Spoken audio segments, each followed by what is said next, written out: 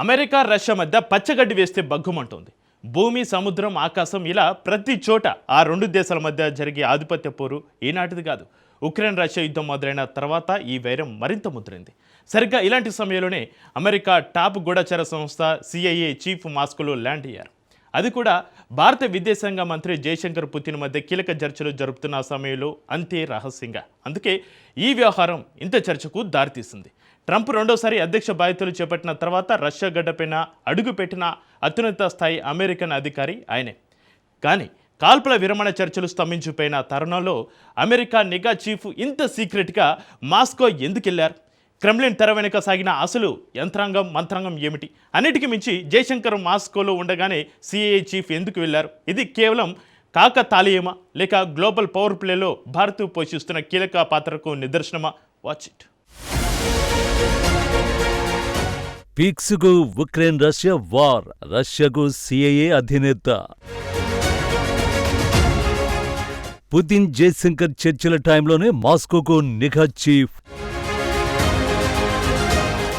America నిఘా chief ఇంత సీక్రెట్గా రష్యా ఎందుకు వెళ్లారు?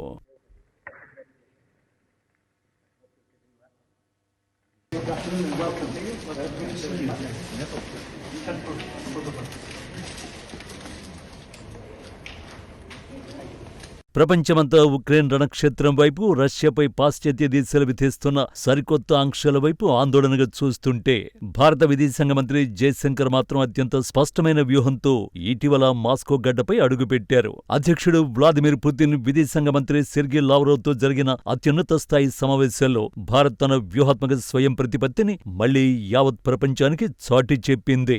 ఏ దేశం ఎన్ని రకాల ఒత్తిళ్లు తెచ్చినా తమ దేశ భద్రత, ఆర్థిక ప్రయోజనాలే పరమావధిగా సాగే విదేశాంగ విధానాన్ని జయశంకర్ స్పష్టం చేశారు. కేవలం చర్చలకే పరిమితం కాకుండా 2030 నాటికి భారత్ రష్యా ద్వైపాక్షిక వాణిజ్యాన్ని $100 బిలియన్ పెంచేలా రోడ్ మ్యాప్ ను సిద్ధం చేశారు. క్రూడ్ ఆయిల్ సరఫరా, ఎరువుల దిగుమతులు, అణు ఇంధన రంగంలో పరస్పర సహకారం వంటి కీలక రంగాలపై విస్తృత ఒప్పందాలు కుదుర్చుకోవడమే కాకుండా రాబోయే బ్రిక్స్ SCO శిఖరాగ్ర సదస్సులో ప్రధాని మోదీ, అధ్యక్షుడు పుతిన్ భేటీలకు అవసరమైన గ్రౌండ్ వర్క్ సైతం జయశంకర్ అత్యంత విజయవంతంగా పూర్తి చేశారు. అయితే మాస్కోలో జయశంకర్ అధికారిక దౌత్య చర్చలు ముగిసిన కొద్ది గంటల వ్యవధిలోనే అంతర్జాతీయ రక్షణ వర్గాలను విస్మయానికి గురిచేసిన పరిణామం తెరపైకొచ్చింది.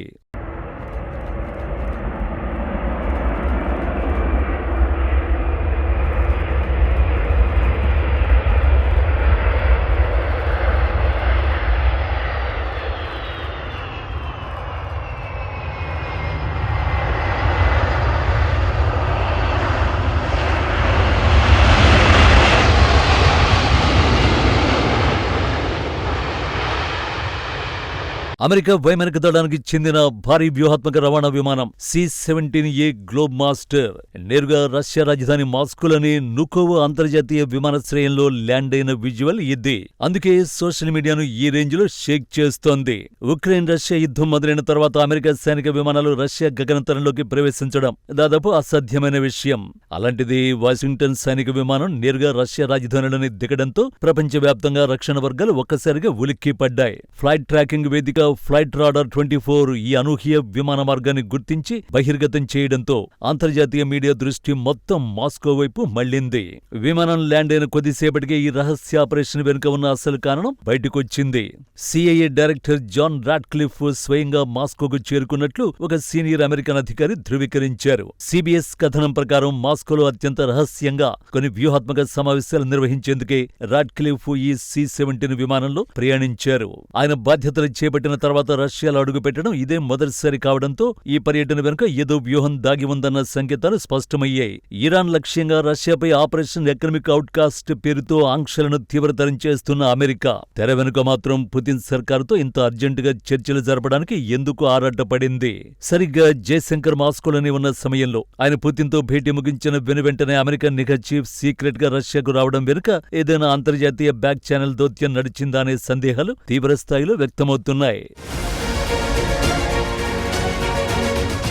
మరోవైపు రాడ్క్లిఫ్ పర్యటనకు ముందు మాస్కోపై డ్రోన్లు క్షిపణి దాడులు ఆపాలని ఉక్రెయిన్ను అమెరికా కోరింది.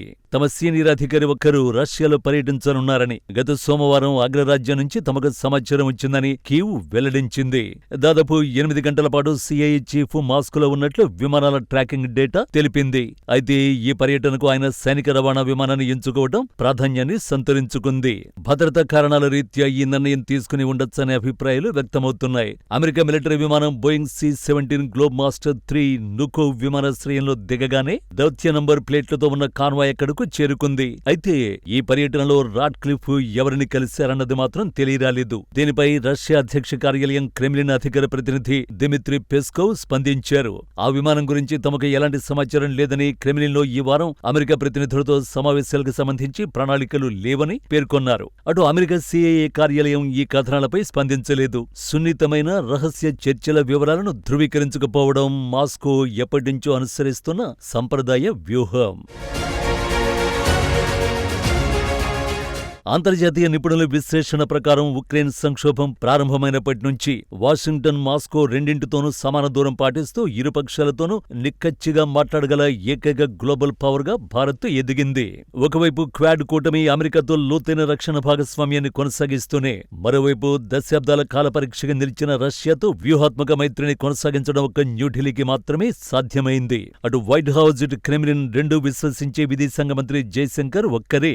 ఉక్రెయిన్ రష్యా వార్లో కాల్పుల విరమణ చర్చలు పూర్తిగా స్తంభించిపోయిన వేళ అణుముప్పు లేదా విస్తృత యుద్ధ ప్రమాదాన్ని నివారించేందుకు జరుగుతున్న తెర వెనుక సంప్రదింపుల్లో భారత్ ఒక వారధిగా నిలిచిందా అన్న చర్చ దౌత్య వర్గాల్లో జోరుగా సాగుతోంది.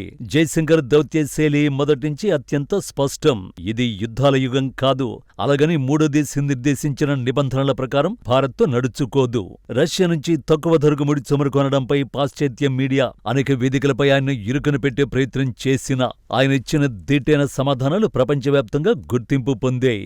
140 కోట్ల మంది భారత ప్రజల ఇంధన భద్రత, దేశ ఆర్థిక స్థిరత్వాన్ని కాపాడడమే తన ప్రాథమిక బాధ్యత అని ఆయన తేల్చి చెప్పారు.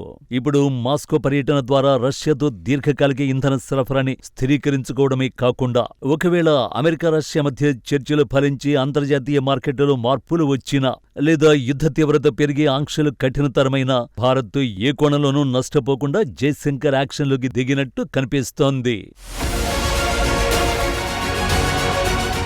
యుద్ధం సుదీర్ఘకాలం సాగడం వల్ల రష్యా ఆర్థిక వ్యవస్థ తీవ్ర ఒత్తిడిని ఎదుర్కొంటోంది. ఇటీవల రష్యా ప్రభుత్వం కీలక మౌలిక సదుపాయాల ఆస్తులను తన ఆధీనంలోకి తీసుకునేందుకు ప్రత్యేక డిక్రీ జారీ చేయడం అక్కడి ఆర్థిక ఇబ్బందుల తీవ్రతను చెబుతోంది. ఈ పరిస్థితుల్లో సిఐఏ డైరెక్టర్ రాడ్క్లిఫ్ పర్యటన ద్వారా రష్యా యుద్ధాన్ని ఇంకా ఎంతకాలం కొనసాగించగలదనే దానిపై అమెరికా నిఘా వేస్తుంటే, జైశంకర్ మాత్రం రష్యాపై ఆధారపడే సప్లై చైన్ కు ఎలాంటి విఘాతం కలగకుండా రూట్ మ్యాప్ రెడీ చేస్తున్నారు.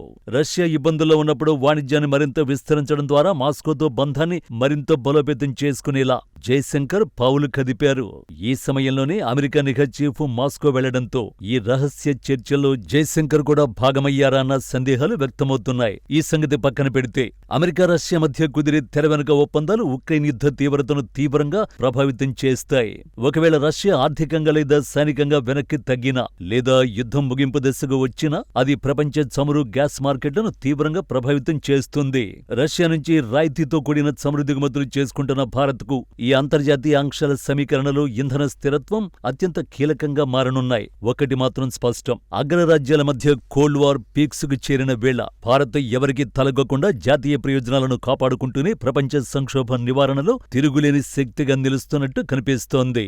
వాషింగ్టన్, మాస్కోలను బ్యాలెన్స్ చేస్తూ గ్లోబల్ జియో పాలిటిక్స్ ను శాసించే స్థాయికి భారత్ చేరుకుందనడానికి జైశంకర్ మాస్కో పర్యటనే బలమైన నిదర్శనంగా విశ్లేషకులు అభిప్రాయపడుతున్నారు.